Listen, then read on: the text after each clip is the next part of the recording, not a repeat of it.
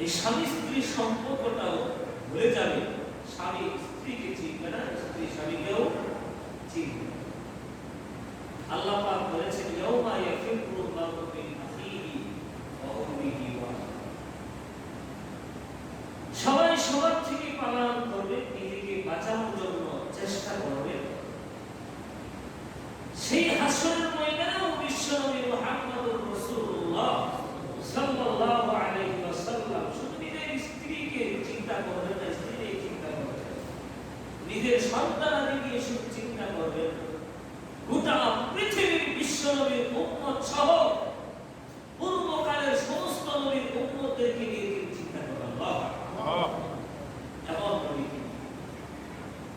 এই নবী দুনিয়াতে আমাদেরকে ভালোবাসতেন, স্মরণ করতেন। যখন নবীজি জিন্দা ছিলেন, দুনিয়াতে ছিলেন, তখনও তিনি আমাদেরকে ভাই বলে সম্বোধন করেছেন। ভাই, সাহাবায়ে কেরাম জিজ্ঞাসা করেছিলেন ভাই কারা? নবীজি বলেছেন আমার উপরে যারা আসবে তারাই আমার ভাই। মানে আমাদেরকে নবী ভাই বলেছেন। রওজা মুবারক নবীজি আমাদেরকে নিয়ে চিন্তা করেন, ফিকির করেন, মাহশারের ময়দানেও চিন্তা করবেন, ফিকির করবেন। এই জন্য নবীজি আমাদের কাছে সবচেয়ে বেশি ভালোবাসার যোগ্য, ঠিক না? যিনি কেউ ভুলে যাবে, কোনো বন্ধু থাকবে না, কোনো বন্ধু থাকবে না, কেউ পাশে থাকবে না। সেই সময় পয়গম্বর আরবি মুহাম্মদুর রাসূলুল্লাহ সাল্লাল্লাহু আলাইহি ওয়াসাল্লাম পাশে থাকবেন। এই জন্য আল্লাহর রাসূল বলেছেন, উম্মতদেরকে জানিয়েছেন, উম্মত তোমরা যদি পূর্ণাঙ্গ মুমিন হইতে চাও, পরিপূর্ণ মুমিন হইতে চাও, তাহলে আমি নবী মুহাম্মদকে বেশি ভালোবাসতে হবে। আল্লাহ রাসূল বলেন, লা ইউমিনু আহাদুকুম হাত্তা আকুনা হাব্বা ইলাইহি মিন ওয়ালিদিহি ওয়া ওয়ালাদিহি ওয়ান নাসি আজমাইন। পূর্ণাঙ্গ মুমিন ততক্ষণ পর্যন্ত তোমরা হতে পারবে না যতক্ষণ পর্যন্ত তোমরা নিজেদের জান মাল, নিজেদের মা বাবা, সম্পদ, সন্ততিদের চাইতেও আমি মুহাম্মদকে বেশি ভালোবাসবে। হযরত আব্দুল্লাহ ইবনে হিশাম রাদিয়াল্লাহু আনহু তিনি বর্ণনা করেন সহিহ বুখারীর হাদিস, কুননা মা'আন নবী সাল্লাল্লাহু আলাইহি ওয়াসাল্লাম, আমরা রাসূলুল্লাহর সাথে ছিলাম। নবীজি খলিফাতুল মুসলিমিন ওমর রাদিয়াল্লাহু আনহু হাতটাকে এইভাবে ধরেছিলেন। আমরা সবাই ছিলাম, তো নবীজি হাত ধরেছিলেন কার? ওমর রাদিয়াল্লাহু আনহু হাত ধরেছিলেন। আখিরুল বিয়াদি ওমর রাদিয়াল্লাহু তখন বললেন, ইয়া রাসূলুল্লাহ, আমি আপনাকে সব জিনিসের চাইতে বেশি ভালোবাসি, ইল্লা বিনাফসি, তবে আমার জানের চাইতে বেশি। নবীজি বললেন, না ওমর, তুমি এখন মুমিন হও না, এখন তুমি মুমিন হও নাই। ওমর ডাক দিয়ে বলেন, ইয়া রাসূলুল্লাহ, আমি আপনাকে আমার জানের চাইতে বেশি ভালোবাসি। আমি আমার জানকে যতটুকু ভালোবাসি, আমি আমার হায়াতকে যতটুকু ভালোবাসি, এর চাইতে বেশি গুণে আমি আপনাকে ভালোবাসি। নবীজি তখন বললেন, এখন তুমি মুমিন হয়েছো, এখন তুমি পূর্ণাঙ্গ মুমিন হয়েছো। সাহাবায়ে কেরাম নবীজিকে কত ভালোবাসতেন, হাদিসের কিতাবে এবং ইতিহাসের কিতাবের মধ্যে লিপিবদ্ধ আছে। সাহাবায়ে কেরাম নবীজিকে এত ভালোবাসতেন যে নবীজি শরীরের ভিতরে একটা তীর বিদ্ধ হলে এটা সহ্য করতেন না, নিজেদের জান দিয়ে হলেও নবীজিকে শত্রুদের আক্রমণ থেকে রক্ষা করতে, শত্রুদের আক্রমণ থেকে রক্ষা করতে ডানে ভাবে করতেন। ওই যে হযরত আবু বকর সিদ্দিক রাদিয়াল্লাহু আনহু হিজরতের ঘটনার সময় যখন হিজরত করেছিলেন, একবার আবু বকর রাদিয়াল্লাহু আনহু বিশ্বনবীর ডানে যান, আবার বায়ে যান, আবার সামনে, আবার পিছনে দৌড়াদৌড়ি করতেন। আল্লাহ পাক আল্লাহ রাসূল ডাক দিয়ে বলেন, তুমি এরকম করো কেন? আবু বকরকে ডাক দিয়ে বলেন, তুমি এমন করো কেন? আবু বকর রাদিয়াল্লাহু ডাক দিয়ে বলেন, ইয়া রাসূলুল্লাহ, আমার ভয় হয়, আমার মনে হয় যে শত্রু হয়তো সামনের দিক থেকে আপনাকে আক্রমণ করবে, ঠিক নিক্ষেপ করবে, আপনার শরীরে যেন ঠিক বিদ্ধ না হয়, এই জন্য আমি সামনের দিকে চলি। যখন মনে হয় শত্রুরা আপনাকে পিছন দিক থেকে নিক্ষেপ করবে, তখন আমি পিছন দিকে চলে যাই, যাতে করে তীর আমার গায়ে লাগে, আপনার গায়ে না লাগে।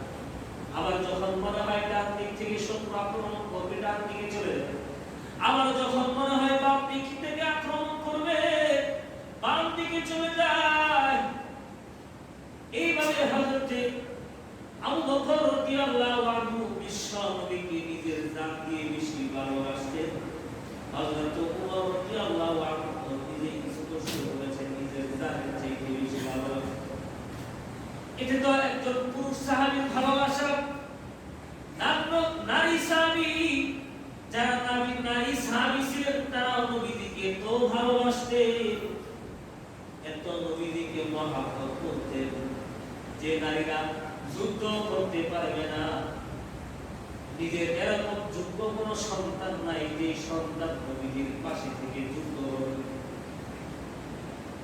কিন্তু নারী সাহাবীরা নবীকে এত ভালোবাসতেন, একজন নারী সাহাবীর ভালোবাসা দেখে নবীজি যুদ্ধে যাবে, সাহাবায়ে কেরামদেরকে প্রস্তুত করেছেন, ডাল সহ তীর সহ সব কিছু নিয়ে রওনা করবে। এমন সময় একজন নারী সাহাবী নবীজি সাল্লাল্লাহু আলাইহি ওয়াসাল্লাম দরবারে এসে বিশ্ব নবীকে ডাক দিয়ে বলেন, ইয়া রাসূলুল্লাহ, আমার কোনো যোগ্য সন্তান নাই, বড় সন্তান নাই, যে সন্তানটাকে আমি আপনার সাথে যুদ্ধে ইসলামের জন্য পাঠায় দিব। তো ইয়া রাসূলুল্লাহ, আমার এই যে কোলের একটা বাচ্চা দুধ খায়, এখনো দুধের সন্তান, এই সন্তানটা যদি বড় হইতো আপনার সাথে যুদ্ধের ময়দানে যাইতো, কিন্তু আমার বড় আফসোস হয়, আমার একটা বড় সন্তান নাই। তো ইয়া রাসূলুল্লাহ, এই যে বুকে দুধ খাইতেছে আমার এই যে বুকের সন্তান, এই সন্তানটাকে আমি আপনার সাথে যুদ্ধে পাঠাইতে চাই। রাসূলুল্লাহ ডাক দিয়ে বললেন, এই সন্তান কি আর কি হবে? নারী সাহাবী ডাক দিয়ে বলেন, ইয়া রাসূলুল্লাহ, আমি জানি যুদ্ধের ময়দানে এই সন্তান আপনাকে কোনো উপকার করতে পারবে না, যুদ্ধ করতে পারবে না, তরবারি হাতে নিতে পারবে না, আমি জানি। তারপরও আমার সন্তানটাকে আমি আপনার হাতে তুলে দিতে চাই, কারণ হলো অন্ততপক্ষে আমার সন্তানটাকে আপনি যুদ্ধের ময়দানে ডাল হিসেবে ব্যবহার করতে পারবেন। আল্লাহু আকবার। ডাল হিসেবে ব্যবহার করবেন, যেদিক থেকে তীর আসবে আমার সন্তানটাকে এই দিকে এইভাবে ধরবেন, যাতে করে তীর এই সন্তানের গায়ে লাগে, আপনার গায়ে না লাগে। আল্লাহু আকবার। সাহাবায়ে কেরামরা, পুরুষ সাহাবী যেমন নবীকে বেশি ভালোবাসতেন, নারী সাহাবীরাও রাসূলুল্লাহকে ভালোবাসতেন। সাহাবীরা এমন ভালোবাসতেন, দেখেন নবীজির গা থেকে, শরীর থেকে যখন কোন রক্ত বের হয়ে যেত, সাহাবারা এই রক্ত মাটির মধ্যে নিক্ষেপ না করে সাহাবীরা রাসূলুল্লাহর শরীরের রক্তের মুবারক তারা খেয়ে ফেলতেন। একবার রাসূলুল্লাহ সাল্লাল্লাহু আলাইহি ওয়াসাল্লামকে হিজামা করা হলো। হিজামা মানে হলো শিঙ্গা লাগানো হলো। শিঙ্গা এটা হলো সমস্ত চিকিৎসার মধ্যে সর্বশ্রেষ্ঠ চিকিৎসা, সবচেয়ে দামি চিকিৎসা হলো শিঙ্গা লাগানো, যেটাকে আরবিতে হিজামা বলা হয়। হিজামা লাগানোর কথা সব আল্লাহ পাক রব্বুল আলামিন জিবরীল আমিনের মাধ্যমে বিশ্ব নবীকে বলেছেন, ইয়া রাসূলুল্লাহ, আল্লাহ পাক আপনাকে শিঙ্গা লাগানোর কথা বলেছেন, হিজামা করতে বলেছেন। সব আল্লাহ পাক রব্বুল আলামিন নিজে বলেছেন হিজামা লাগানোর জন্য, শিঙ্গা লাগানো। শরীরে যখন কোনো ব্যথা হয়, শরীরে যখন কোনো ব্যথা হবে, এই শিঙ্গা লাগাইলে শরীরে ব্যথা সেরে যায়। এটা সবচেয়ে খৈরুদ দাওয়া, সর্বশ্রেষ্ঠ চিকিৎসা, যেটা নবী কি করেছেন সাহাবায়ে কেরাম। তো রাসূলুল্লাহ সাল্লাল্লাহু আলাইহি ওয়াসাল্লামকে একবার হিজামা করা হয়। হিজামা লাগানোর পর শরীর থেকে রক্ত বের হয়। যখন রক্ত বের হয় আল্লাহর রাসূল একজন সাহাবীকে ডাক দিলেন, আব্দুল্লাহ ইবনে জুবাইর রাদিয়াল্লাহু আনহু। তাকে ডাক দিয়ে বললেন, আব্দুল্লাহ ইবনে জুবাইর, এই যে আমার শরীরের রক্ত, এই রক্তটা তুমি নিয়ে মাটির কোথাও গর্তে তুমি পুঁতে রাখবা। আল্লাহর রাসূলের সাহাবী হযরত আব্দুল্লাহ রাদিয়াল্লাহু আনহু ওই রক্তটা তুলে নেওয়ার পরে নবীজি থেকে আড়াল হয়ে যখন গেলেন, যাওয়ার পরে সাহাবী তৎক্ষণাৎ নবীজির সামনে এসে হাজির হয়ে গেল। রাসূলুল্লাহ ডাকতে বলেন, আব্দুল্লাহ রক্ত কি করলা? সাহাবী ডাকতে বলেন, ইয়া রাসূলুল্লাহ, আপনার রক্ত মুবারক আমি মাটিতে পুঁতি নাই, মাটিতে ফালায় দেই নাই, আমি আপনার রক্ত মুবারক আমি জিহ্বা দিয়ে চেটে চেটে খেয়ে ফেলেছি। রাসূলুল্লাহ ডাকতে বলেন, তোমার কাজ যদি এরকমই হয়, লাম তাওসাকান নার, ও আব্দুল্লাহ মনে রাখবা, আমি পয়গম্বর আরবীর রক্ত যার গায়ের মধ্যে প্রবেশ করেছে, যার শরীরের মধ্যে প্রবেশ করেছে, সেই শরীরে জাহান্নামের আগুন স্পর্শ করবে না। আল্লাহু আকবার। এত ভালোবাসতেন সাহাবায়ে কেরাম রাসূলকে, এত বেশি ভালোবাসতেন, রক্ত পর্যন্ত যারা চেটে চেটে খেয়ে ফেলতেন। সবাই ঘটনা জানি, উহুদের ময়দানে যখন রাসূলুল্লাহ সাল্লাল্লাহু আলাইহি ওয়াসাল্লাম রক্তে রঞ্জিত হয়ে গেলেন, মাথার মধ্যে যখন লোহার পেরেক ঢুকে গেল ভিতরে, মাথার ভিতরে যখন প্রবেশ করলো, সাহাবায়ে কেরামরা ছত্রভঙ্গ হয়ে পড়লেন। হযরতে আবু বকর রাদিয়াল্লাহু আনহু দূর থেকে দেখলেন রাসূলুল্লাহ পড়ে গেছেন, মাথার মধ্যে লোহা ঢুকে গিয়েছে। হযরতে আবু বকর রাদিয়াল্লাহু আনহু তৎক্ষণাৎ দৌড়ে রাসূলুল্লাহর কাছে গেলেন। যাওয়ার পরে রাসূলুল্লাহর মাথা থেকে এই লোহাগুলো টান দিয়ে বের করার চেষ্টা করতেছিলেন, কিন্তু বের হয় না। অনেক শক্তভাবে প্রবেশ করেছে, বের হয় না। দূর থেকে একজন সাহাবী আবু উবাইদা ইবনে জাররাহ রাদিয়াল্লাহু তাআলা দেখলেন আবু বকর রাদিয়াল্লাহু আনহু চেষ্টা করতেছেন কিন্তু পারতেছেন না।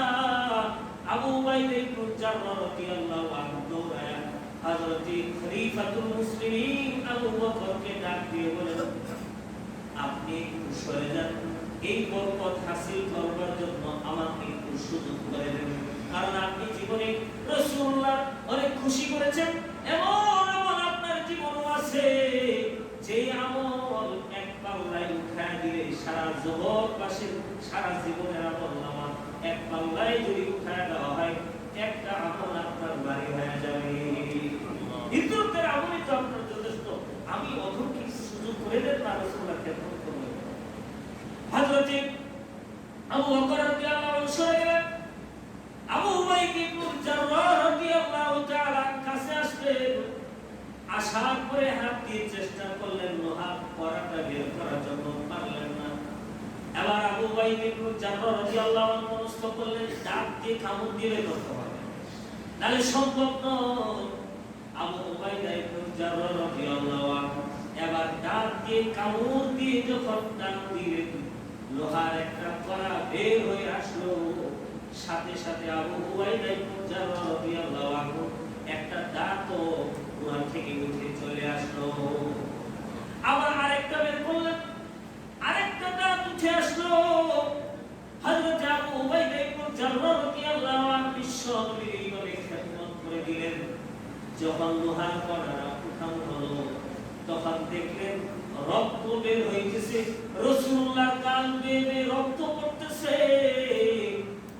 রাসূলুল্লাহর একজন সাহাবী মালিক ইবনে সিনান রাদিয়াল্লাহু আনহু তিনি দেখলেন রাসূলুল্লাহর শরীর থেকে রক্ত বের হয়। তিনি আবার চিন্তা করলেন রাসূলুল্লাহর রক্ত মাঝে মধ্যে আমি করতে দেব না। মালিক ইবনে সিনান রাদিয়াল্লাহু আনহু দৌড়ে এসে তার জিহ্বা দিয়ে রাসূলুল্লাহর শরীর থেকে বেয়ে যে রক্তগুলো পড়তেছিল, মালিক ইবনে সিনান রাদিয়াল্লাহু আনহু তার জিহ্বা দিয়ে চিটিয়ে চিটিয়ে রাসূলুল্লাহর বের হওয়া রক্তগুলো তিনি খেয়ে ফেললেন। রাসূলুল্লাহ দেখছেন, দেখার পরে রাসূলুল্লাহ ডাক দিয়ে বলেন, ও মালিক ইবনে সিনান, মনে রাখবা লাম তামাসসানান নার, আমি মুহাম্মাদুর রাসূলুল্লাহ সাল্লাল্লাহু আলাইহি ওয়াসাল্লামের রক্ত তোমার গায়ের মধ্যে প্রবেশ করেছে, শরীরের মধ্যে প্রবেশ করেছে। মনে রাখবা লাম তামাসসানান নার, তোমার শরীরের মধ্যে জাহান্নামের আগুন স্পর্শ করবে না। আল্লাহু আকবার। সাহাবায়ে কেরাম এমন ভালোবাসতেন, এত বেশি ভালোবাসতেন, যেখানে আরেকজন নারী সাহাবী কিতাবের মধ্যে আসছে কেমন বেশি ভালোবাসতেন।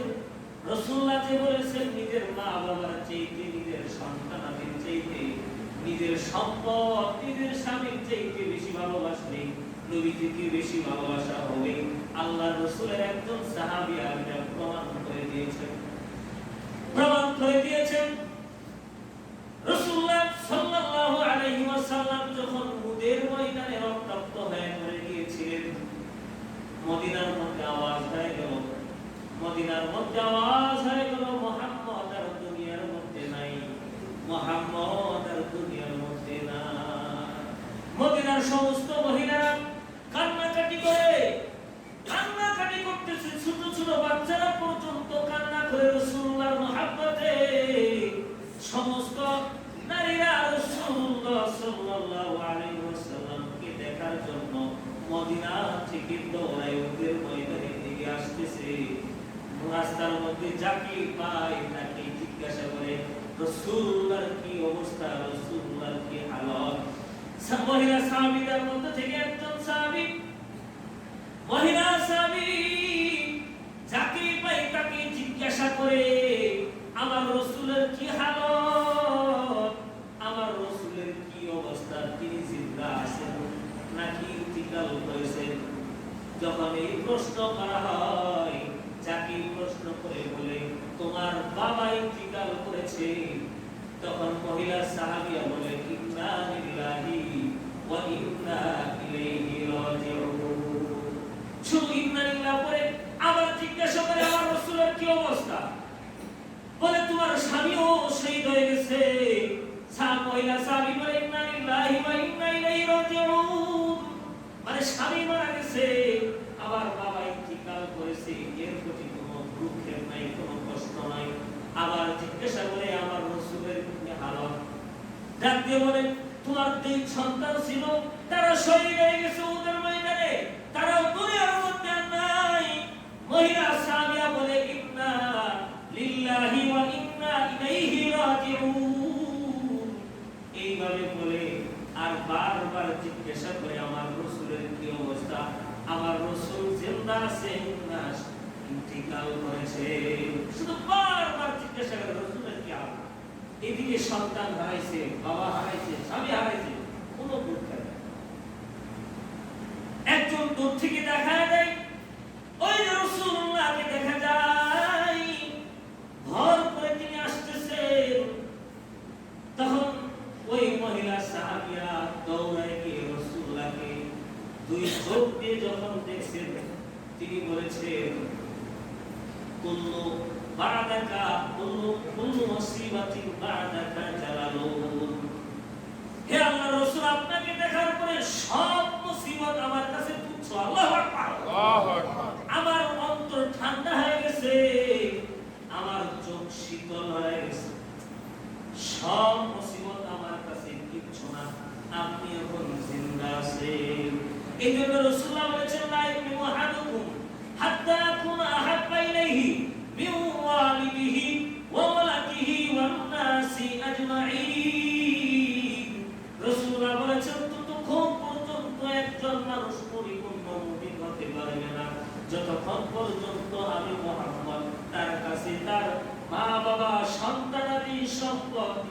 জানের চাইতে বেশি আমাকে বেশি ভালোবাসবে। এই জন্য রাসূলুল্লাহকে ভালোবাসতে হবে, ঠিক কি না বলেন? রাসূলুল্লাহর শাফাআত যদি পাইতে হয় রাসূলুল্লাহকে ভালোবাসতে হবে। রাসূলুল্লাহর শাফাআত মুহাব্বত যদি পাইতে হয় রাসূলুল্লাহর হাতে যদি হাউজে কাউসারের পানি পান করতে হয় তাহলে রাসূলুল্লাহকে বেশি ভালোবাসতে হবে, নয়তো রাসূলুল্লাহর শাফাআত পাওয়া যাবে না। মনে রাখতে হবে মাহশারের ময়দানে কোন ব্যক্তি নিজের আমলের মাধ্যমে জান্নাতে যাইতে পারবে না।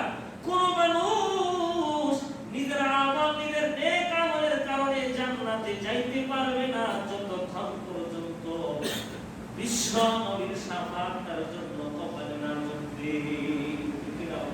কপালে না জুটবে যতক্ষণ পর্যন্ত জান্নাতে যেতে পারবে। আর রাসূলুল্লাহকে যদি রাসূলুল্লাহর শাফাআত যদি পাইতে হয় অবশ্যই রাসূলুল্লাহকে ভালোবাসতে হবে, রাসূলুল্লাহর পদাঙ্ক অনুসরণ করতে হবে, তাহলে রাসূলুল্লাহকে ভালোবাসা হবে। আল্লাহর রাসূল বলেছেন আমি তো জিন্দা থাকবো না, আমি তো জীবিত থাকবো না, তাহলে তোমরা আমাকে কেমনে ভালোবাসবা? তোমরা কিভাবে আমি নবী মুহাম্মদকে বেশি ভালোবাসবা? আল্লাহর রাসূল পদ্ধতি শিখিয়েছেন মান আহাব্বা সুন্নতি ফাকাদ আহাব্বানি ওয়া মান আহাব্বানি কানা মাই ফিল জান্নাহ। আল্লাহর রাসূল বলেন মান আহাব্বা সুন্নতি ফাকাদ আহাব্বানি ওয়া মান আহাব্বানি কানা মাই ফিল জান্নাহ। যে লোকটা আমার সুন্নাহ অনুসরণ করলো, আমার সুন্নাহকে তার ব্যক্তিগত জীবনে বাস্তবায়ন করলো, তার সামাজিক জীবনে বাস্তবায়ন করলো, রাষ্ট্রীয় জীবনে আমার সুন্নাহ অনুসরণ করলো, এই লোকটা আমাকে ভালোবাসলো। আর রাসূলুল্লাহ বলেছেন যে ব্যক্তি আমাকে ভালোবাসবে এই লোকটা আমি নবী মুহাম্মদের সাথে জান্নাতে অবস্থান করবে। আল্লাহু আকবার। হযরত হুযায়ফা রাদিয়াল্লাহু আনহু তিনি এমন একজন সাহাবী ছিলেন,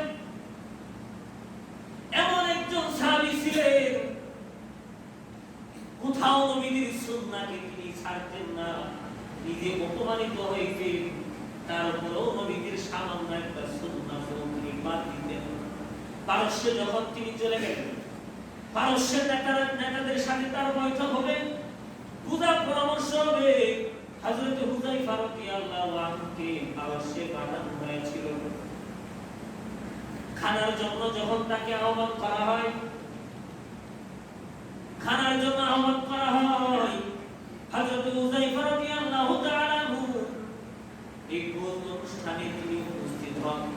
উপস্থিত হওয়ার পরে তিনি খানা খাইতেছেন, দস্তরখান বিছায়। দস্তরখান তো তারা বোঝে না, কাপড় নিচে নিজে রুমাল বিছায় দিছে, বিছায় দস্তরখান বিছায় আবার খানা খাইতেছেন। খাবার গুলো পরে আর হুযায়ফা রাদিয়াল্লাহু আনহু কাপড় দিকে মুখে না করে এই পরা খাবারগুলো নিজের মুখে নিয়ে আশপাশের লোকেরা বলে আপনি তো পারস্যের সম্রাটদের কাছে আসছেন, আপনি যদি পরে যাওয়া খাবারগুলো খান তাহলে তারা তো আপনাকে তুচ্ছ ছিল বলবে হুযায়ফা কোনোভাবে খায় নাই, কোন সময় এমন ফকির মিসকিন ঘরে কোনো খাবার নাই, পরে যাওয়া খাবারগুলো সে খায়। তখন হুযায়ফা রাদিয়াল্লাহু ডাক দিয়ে বলেছিলেন আতরুকু সুন্নাত হাবিবি লিহাউলাইল হুমাকা। হযরত হুযায়ফা রাদিয়াল্লাহু আনহু ডাক দিয়ে বললেন আমি কি এই সমস্ত মূর্খদের কারণে আমি আমার প্রিয় নবী মুহাম্মদুর রাসূলুল্লাহর সুন্নাতকে ছেড়ে দিব? অসম্ভব, আমি রাসূলুল্লাহর সুন্নাত ছাড়তে পারবো না। আল্লাহু আকবার। এখন তো পরে যা খাবারগুলো খাই না, ঠিক কিনা বলেন? এটা রিজেক্ট হিসেবে খাওয়া, অথচ পরে যাওয়া খাবারটাও উঠায় এখন নবীর সুন্নাত। কারণ নবীজি বলেছেন কোন খাবারে বরকত আছে কেউ প্লেট চেটে চেটে খাওয়া এটাও সুন্নাত। কারণ নবীজি বলেছেন খাবারের কোন নকশে বারাকা আল্লাহ পাক দিয়ে রেখেছেন কেউ জানে না, এইজন্য খাবারের প্লেটটা পর্যন্ত চেটে চেটে খাওয়া। হযরত হুযায়ফা রাদিয়াল্লাহু আনহু তিনি নবীজির সুন্নাতকে এভাবে ভালোবাসেন।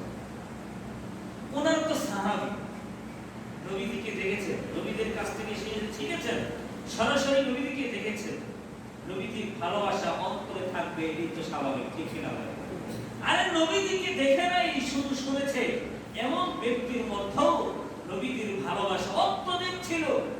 এমনকি এত ভালোবাসা ছিল, নিজের জন্মভূমি ত্যাগ করে মক্কায় চলে যাবেন, মক্কা জিয়ারত, মক্কায় একটু নফল হজ করবেন, উমরা করবেন। এই উমরা করার জন্য একজন আশিকে রাসূল তিনি নিজের জন্মভূমি ত্যাগ করেন নাই, যার নাম হলো হযরত ইমাম মালিক রাহমাতুল্লাহ আলাইহি। আল্লাহু আকবার। বড় একজন ইমাম ছিলেন, চার মাযহাবে একজন ইমাম, ইমাম মালিক রাহমাতুল্লাহ আলাইহি। তিনি কত বড় আলেম ছিলেন, হিলিয়াতুল আউলিয়া নামক এক কিতাবের মধ্যে আসছে, এক আলেম স্বপ্নে দেখেছিলেন বিশ্ব নবীকে। দেখার পরে তিনি জিজ্ঞাসা করেছিলেন, ইয়া রাসূলুল্লাহ, আপনার বরকতময় যুগ তো শেষ হয়ে গিয়েছে, এখন যদি আমরা দ্বীন ইসলামের ব্যাপারে কোনো বিষয়ে খটকা লেগে যায়, তাহলে আমরা কার কাছে জিজ্ঞাসা করে সমাধান করব? বিশ্বনবী মুহাম্মদুর রাসূলুল্লাহ সাল্লাল্লাহু আলাইহি ওয়াসাল্লাম স্বপ্নযোগে তাকে বলেছিল যে যদি কোনো বিষয়ে খটকা লেগে যায়, তাহলে তোমাদের যুগে সবচেয়ে বড় আলেম ইমামে মালিককে জিজ্ঞাসা করে এই বিষয়টা সমাধান করে। আল্লাহু আকবার। এইগুলো ইমামে মালিক বড় একজন আলেম ছিলেন এবং বড় একজন হাদিস বিশারদ ছিলেন, বড় একজন ফকিহ ছিলেন, বড় একজন আলেম ছিলেন। তিনি প্রায় প্রায় বিশ্ব নবীকে স্বপ্ন দেখতেন। আল্লাহু আকবার। হযরত ইমাম মালিক রাহমাতুল্লাহি আলাইহি তার জন্ম মদিনাতে, তার জন্ম মদিনাতে তিনি ইলম শিখিয়েছেন, ইলম শিক্ষা দিয়েছেন। মসজিদে নববীতে তিনি ইলম শিখিয়েছেন, মানুষদেরকে ইলম শিখাইছেন মসজিদে নববীতে। হযরত ইমাম মালিক রাহমাতুল্লাহি আলাইহি দীর্ঘ 70টা বছর হায়াত পেয়েছেন। দীর্ঘ 70 বছর তিনি হায়াতে জিন্দেগির মধ্যে তিনি কোন সময় পায়ের মধ্যে জুতা পরিধান করেন নাই, পায়েতে জুতা পরিধান করেন নাই। জিজ্ঞাসা করা হয়, মালিক, এই প্রচন্ড গরম, যেখানে জুতা পরেও হাঁটা যায় না, এই জায়গায় আপনি মদিনার অলিগলিতে কেন জুতা পরেন না, কেন জুতা পরিধান করে হাঁটেন না? ইমাম মালিক রাহমাতুল্লাহি আলাইহি ডাক দিয়ে বলেছেন, আমি জুতা পরিধান করি না, কারণ হলো আমি জানি মুহাম্মদুর রাসূলুল্লাহ সাল্লাল্লাহু আলাইহি ওয়াসাল্লাম এই মদিনার অলিগলিতে হেঁটেছেন, সব জায়গায় প্রায় নবীর দাওয়াত পৌঁছেছেন, কালিমার দাওয়াত প্রায় সব জায়গায় রাসূলুল্লাহর কদম মুবারক সব জায়গায় লেগেছে। আমি মালিক নিজে যদি পায়ের নিচে জুতা পরিধান করি, তাহলে রাসূলুল্লাহর কদমের সাথে অপমান করা হবে, এই জন্য আমি ইমামে মালিক কোন সময় জুতা পরিধান করি না, জুতা পরিধান করি না। কোন জায়গায় রাসূলুল্লাহর পা পড়েছে, আমি ওই জায়গায় জুতা পরিধান করে হাঁটবো? এই জন্য তিনি জুতা পর্যন্ত পরিধান করেন নাই। মদিনার অলিগলিতে মাটিগুলো নিয়ে তিনি গায়ে মারতেন, শরীরে মারতেন, আর বলতেন, হয়তো নবীদের পা মুবারক এই মাটির মধ্যে লেগেছিল, এর বরকতটা হয়তো আমার গায়ে লাগবে। এই জন্য ইমাম মালিক রাহমাতুল্লাহি আলাইহি মদিনার অলিগলির মাটিগুলো নিজের গায়ে এভাবে মারতেন। আল্লাহু আকবার। ইমাম মালিক রাহমাতুল্লাহি আলাইহি তিনি রাসূলুল্লাহকে এত বেশি ভালোবাসতেন, মদিনায় তিনি 70টা বছর অবস্থান করেছেন, আর আল্লাহর কাছে দোয়া করেছেন, আল্লাহ, আপনি যখন আমাকে মরণ দিবেন, এই মদিনার মাটিতে দিবেন, মাদিনাতুর রাসূল, রাসূলুল্লাহর এই শহরে আমার মরণটা আপনি দিবেন, আর কোথাও আপনি আমাকে মরণ দিবেন না। যদি মদিনায় মরণ হয়, তাহলে আমার কবরটা জান্নাতুল বাকিতেই হবে, রাসূলুল্লাহর রওজা মুবারকের কাছাকাছি হবে আমার কবর। আল্লাহু আকবার।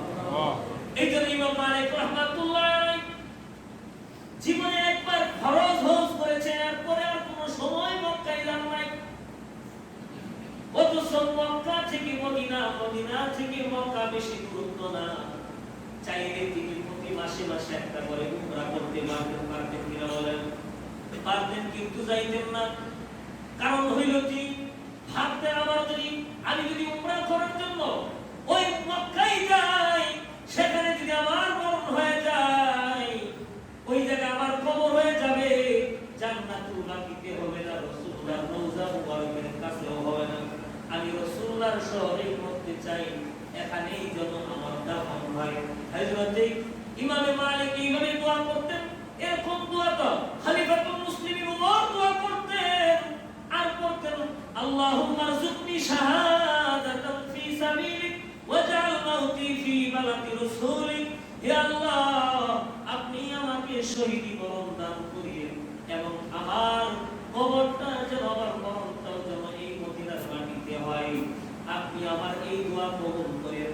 আল্লাহ পাক রব্বুল আলামিন খলিফাতুল মুসলিমিন ওমর রাদিয়াল্লাহু আনহু দোয়া কবুল করেছেন, ঠিক কিনা বলেন?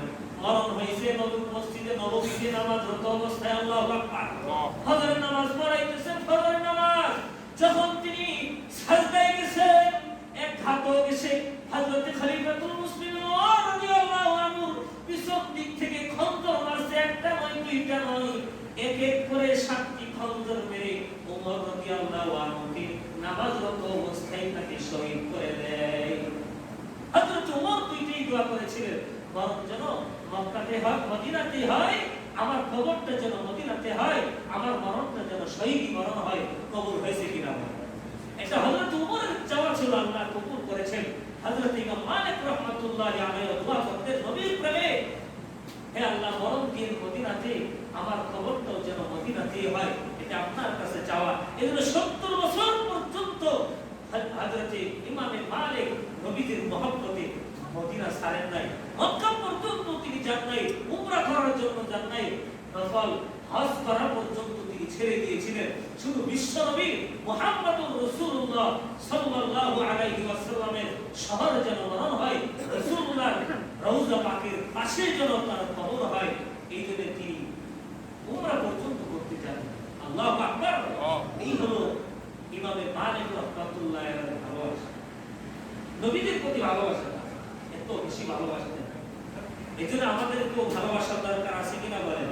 যুগ যুগ ধরে মানুষেরা, ইমানদাররা রাসূলুল্লাহকে ভালোবেসেছেন, নিজের জীবন দিয়ে নবীকে ভালোবেসেছেন। ইতিহাস করে দেখেন, যুগ যুগের ইতিহাস করে দেখেন, রাসূলুল্লাহকে, রাসূলুল্লাহর ভালোবাসা প্রকাশ করতে গিয়ে ফাঁসিতে পর্যন্ত ঝুঁকতে হয়েছে, ঠিক কিনা? 1923 সালে, সেই সময় ব্রিটিশ আমল চলতেছিল, সেই সময় একজন আশিকে রাসূল ফাঁসির কাষ্ঠে ঝুলেছিলেন বিশ্বনবীর মহব্বত জাহির করতে। হয়তো নাম শুনেছেন, ইলমুদ্দিন, নাম শুনেন না? ইলমুদ্দিনের সেই 1923 সালে ব্রিটিশ আমল চলতেছে, এক লোক রাসূলুল্লাহর বিরুদ্ধে একটা বই লিখেছিল, যেখানে রাসূলুল্লাহকে গালিগালাজ করা হয়েছিল। রঙ্গিলা রাসূল যে বইয়ের নাম দেওয়া হয়েছিল, এই বইয়ের মধ্যে শুধু রাসূলুল্লাহর বিরুদ্ধে লেখা হয়েছে, রাসূলুল্লাহকে অপমান করা হয়। ইলমুদ্দিনের খানে যখন যায়, রঙ্গিলা রাসূল লিখেছে নবীদের বিরুদ্ধে, আবার রাসূলের বিরুদ্ধে কথা বলেছে। ইলমুদ্দিন টিকে থাকতে পারে নাই। সে ছিল একজন কাঠ মিস্ত্রি, সামান্য কাঠ মিস্ত্রি, তাও সহজ নবী। যখন খানে যায়, রাসূলুল্লাহর ভালোবাসা এত বেশি ছিল, টিকে থাকতে পারে নাই। তার হাতে কিছু টাকা ছিল, টাকা দিয়ে ধারালো একটা তরবারি ক্রয় করে সেই ঘাতক যে রাসূলুল্লাহর বিরুদ্ধে রেখেছিল, রাসূলুল্লাহকে গালিগালাজ করেছিল, ওই ঘাতককে মুহূর্তের মধ্যে কল্লা আলাদা করে দেয় রাসূলুল্লাহর ভালোবাসা জাহির করতে। তখন শেষ পর্যন্ত ফয়সালা হয়, ইলমুদ্দিনকে ফাঁসিতে ঝুলতে হবে। ফয়সালা হয়ে গেছে, ফাঁসিতে ঝুলাবে। এমন সময় একজন মুসলিম উকিল বলে, ইলমুদ্দিন, তুমি একটু বলো যে এই সময় আমার মাথা ঠিক ছিল না, আমার মাথা কাজ করতে ছিল না, আমি আবেগের বসে এগুলা করে ফেলেছি। শুধু এতটুকু বলবা, আমি যেইভাবে হোক ফাঁসির কষ্ট থেকে তোমাকে মুক্ত করবো। ইলমুদ্দিন তখন বলেছিল, আমি মিথ্যা বলতে পারবো না, রাসূলুল্লাহকে ভালোবেসে সজ্ঞানে নিজের ইচ্ছায় আমি সেই ঘাতককে হত্যা করেছি, রাসূলুল্লাহর জন্য আমি ফাঁসিতে ঝুলবো, কোন সমস্যা নেই। আল্লাহু আকবার। মুখে দাঁড়িয়েও ছিল না। সাধারণ একজন হার্ডিসারের কাজ করতো, তার স্ত্রীর কাজ, মুখে দাঁড়িয়ে নাই, নামাজও করতো, কিন্তু রাসূলুল্লাহর ভালোবাসার ভিতরে এত বেশি ছিল। স্বপ্ন দেখেছিল, রাসূলুল্লাহ বলেছিলেন ইলমুদ্দিন আসো, তোমার জন্য আমি অপেক্ষায় আছি। আল্লাহু আকবার। এই হলো ইলমুদ্দিন। এই যুগে যুগে মুসলমানরা নবীকে ভালোবেসে নিজেদের জান পর্যন্ত দিয়েছে, নিজেদের সম্পদ হারিয়েছে, নিজেদের সন্তান হারিয়েছে। হারিয়েছে কিনা বলেন? আল্লাহ পাক রব্বুল আলামিন আমাদের সবাইকে রাসূলুল্লাহকে বেশি বেশি ভালোবাসার তৌফিক দান করুন। আমিন। আশিকে খাঁটি আশিকে রাসূল হওয়ার তৌফিক দান করুন। আমিন। ওয়া আখির দাওয়ানা আলহামদুলিল্লাহ।